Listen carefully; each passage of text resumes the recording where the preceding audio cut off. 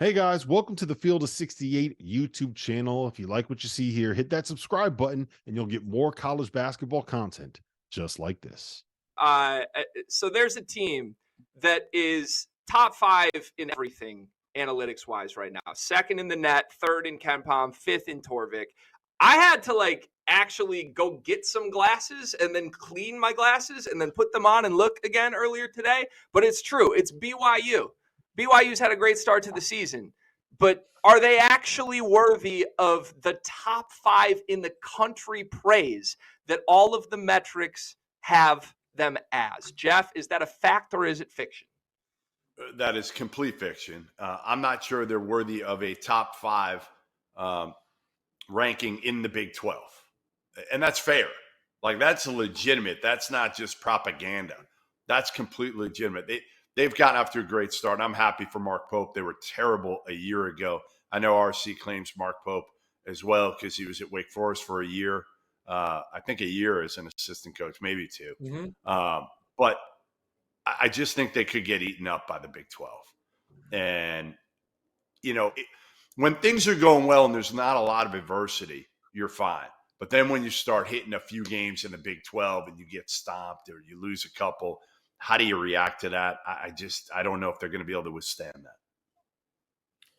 RC? This is one of the things about the net that drives coaches nuts, right? Because, we use BYU as an example. This isn't an indictment on them. They have nothing to do with, they're a good team and they have nothing to do with being second in the metrics. But they're 12-1, and 10 of their 12 wins of what would qualify as quad 3 and quad 4 wins. So I don't understand. What's the qualifications if that's the case? Who they didn't beat Purdue in freaking Arizona in those other 2 games. I don't understand. I think that's the problem that drives coaches nuts when it comes to the metrics and this stuff right here, determining what quad 1 wins are, quad 2, and so on and so forth, because teams get tournament bids by this, and them being this high automatically, whether they fall that eventually come back to earth or not, what it does to the Big 12, it just elevates everyone else's resume. And I think that's the route when we talk about ACC and the Big Ten and all these other schools. That's just the thing that's maddening to them, because you're going to sit there and look at that metric and go, wait a minute, it doesn't make sense to them, and no one understands it. I want to give BYU a little credit. Just they don't play with their food.